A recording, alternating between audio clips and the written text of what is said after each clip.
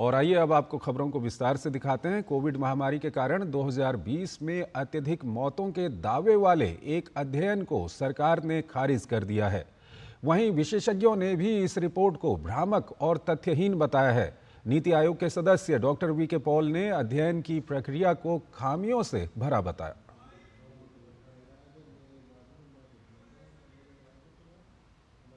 ये जो एक स्टडी पब्लिश हुई है उसमें इन्होंने 2020 में 2019 के मुकाबले जो ज़्यादा डेथ्स हुई हैं उसका एक एस्टिमेट प्रेजेंट किया है, लेकिन मेथडोलॉजिकली बहुत पोअरली डन स्टडी है।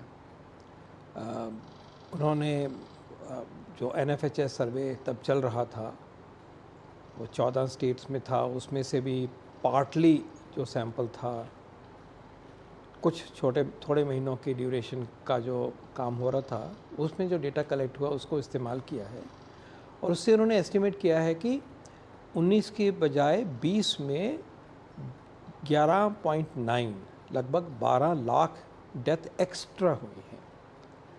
हम इस बात को बिल्कुल नहीं मानते और नकारते हैं, क्योंकि हमारे पास सिविल रजिस्ट्रेशन सिस्टम एक पुख्ता सिस्टम देश में अवेलेबल है। ये रजिस्ट्रार जनरल ऑफ इंडिया का है और बाय लॉ इसको इन्फोर्स किया जाता है और जो डेथ्स होती हैं उनको सिस्टमेटिकली इस सिस्टम में रजिस्टर किया जाता है स्टेट्स में और फिर सेंटर में इसकी कोलेशन होती है, रिपोर्ट आती है।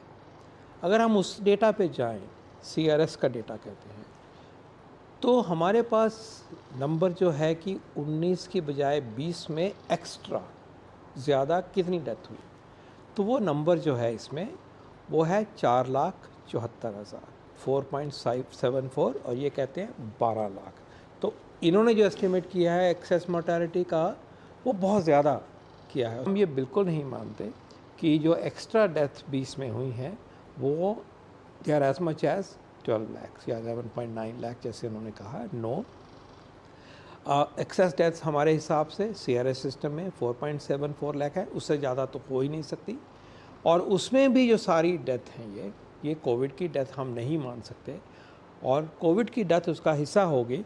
और जैसे मैंने कहा कि भारत सरकार के पास जो आंकड़े आए स्टेट्स में से, उनमें से जो डेथ का आंकड़ा है वो 1.49 लाख का है। शॉर्ट पॉइंट ये है कि इस स्टडी में बहुत सारे ओवर एस्टिमेशन हुआ है और उसकी वजह ये है कि इन्होंने जो NFHS का काम सर्वे का उस पीरियड में हो रहा था उसमें 14 स्टेट में काम चला हुआ था और वो काम लगभग 1 साल तक चलता था। इन्होंने 4-5 महीने के डेटा को लिया तो 14 स्टेट में भी जो सैंपल था उसका भी सब सैंपल लिया है और उस डेटा को पूरे देश के लिए एक्स्ट्रापोलेट किया है। जो भी उन्होंने मेथड यूज़ किए हैं उससे इस एक्स्ट्रापोलेशन और मॉडलिंग से जो फ़र्क पड़ा है उसके हमारे रॉन्ग कंक्लूशंस आ रहे हैं और ये 12 लाख की फिगर और ये कहना कि हमारे लाइफ एक्सपेक्टेंसी कम होगी 2.6 ईयर्स, ये गलत एस्टिमेट है, अनटेनेबल है, अनएक्सेप्टेबल है। और वहीं भारतीय आयुर्विज्ञान अनुसंधान परिषद यानी कि ICMR के महानिदेशक डॉक्टर राजीव बहल ने भी अध्ययन पर सवाल उठाए हैं। उन्होंने कहा कि रिपोर्ट में सबसे बड़ी त्रुटि ये है कि इसमें कुछ राज्यों के विशिष्ट हिस्सों का आंशिक डाटा लेकर नतीजे निकाले गए हैं।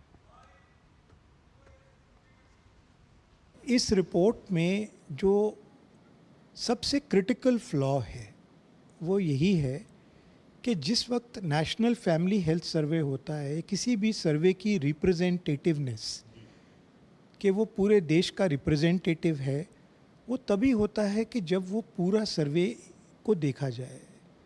जबकि यहाँ पर सिर्फ उसका एक पार्ट जो कि 14 स्टेट्स के कुछ भागों में ही किया गया था वो इस्तेमाल किया गया है। दूसरा क्रिटिकल फ्लॉ जो हो सकता है वो ये है कि ना सिर्फ ये ज्योग्राफिकली इस तरह से था, समय के अनुसार भी बड़ा ही विशेष समय था जबकि कोविड अपनी पीक पर था और कोविड के दौरान जिस तरह की